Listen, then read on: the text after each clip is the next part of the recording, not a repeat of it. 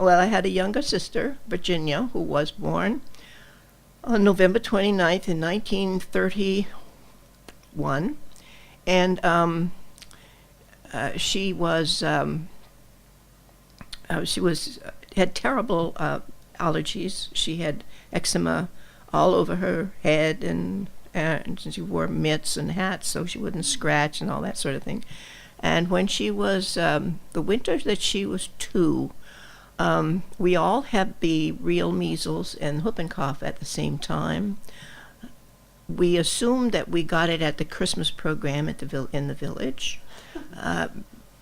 The only gathering we'd been to where we could have caught such a thing, but all the children had it, around, so it seemed very likely.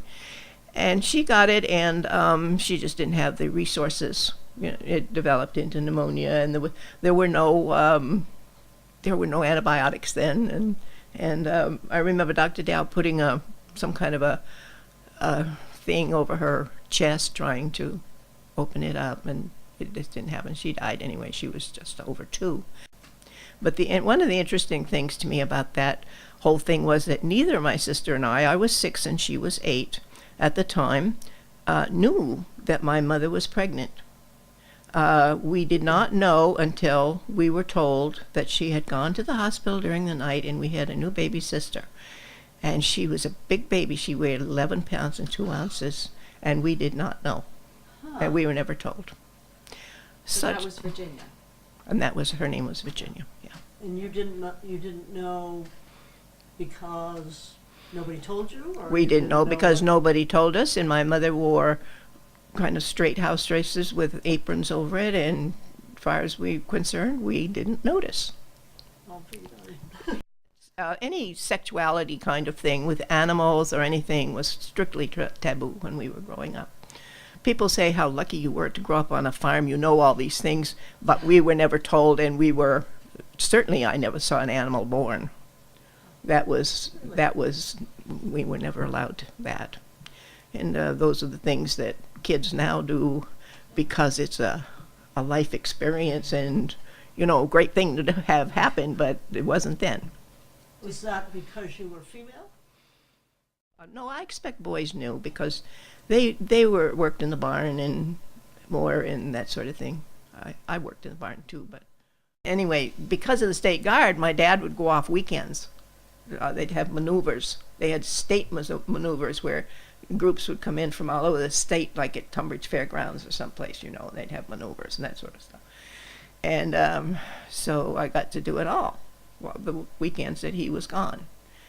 Which didn't make me feel any better. There were 2 or 3 jobs on the farm that I detested more than anything else, and one was after the oat pieces were planted, they rolled them.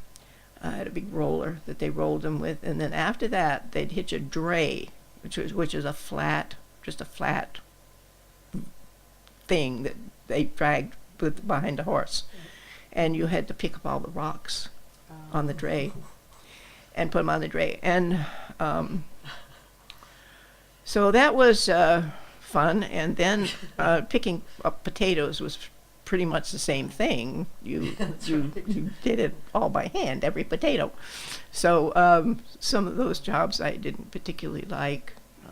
Hoeing the cornfield was another one that was pretty boring.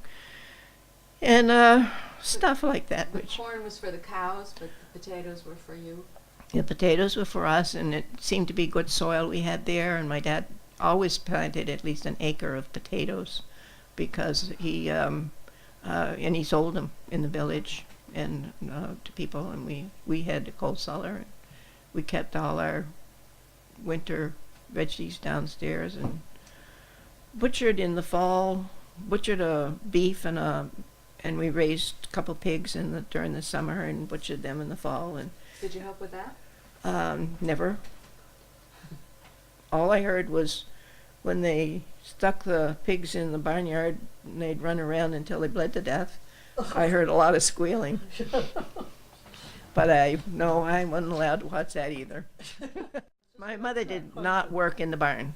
She had her hands full. She worked hard.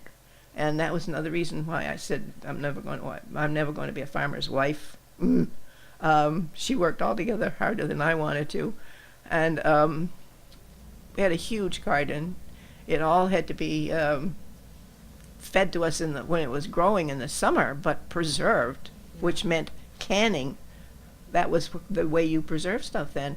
You can't. They canned the end pieces, small pieces of beef and pork that came. But my mother would sometimes put a piece of salt pork in like in a pancake batter, and that would be our dinner.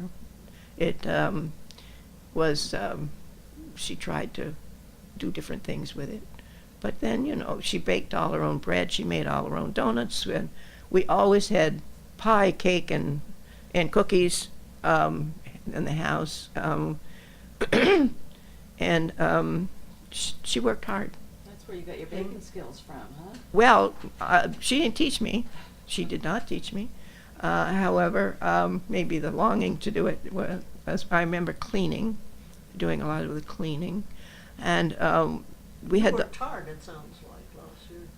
we did. You worked hard as well as, Yeah. I mean, as an Yeah. individual child. Well, part of that was because of the times, but a part of it was just we all did.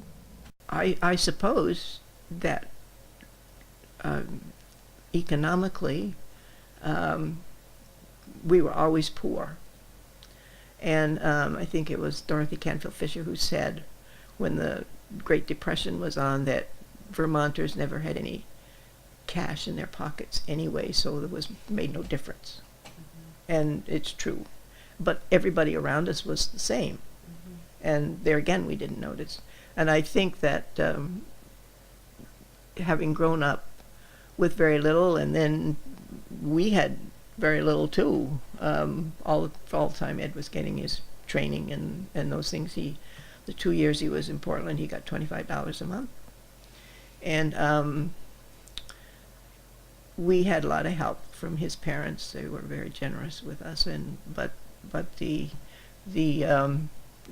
I think that expectations of young people now is that you have to have everything the first week. Right.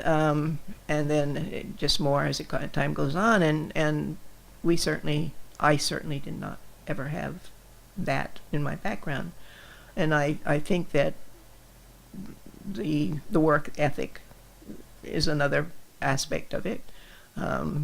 We worked hard. On the farm, Ed and I worked hard. We do have those things that we have in our background that never did us any harm at all. And maybe even some good. Yeah, absolutely.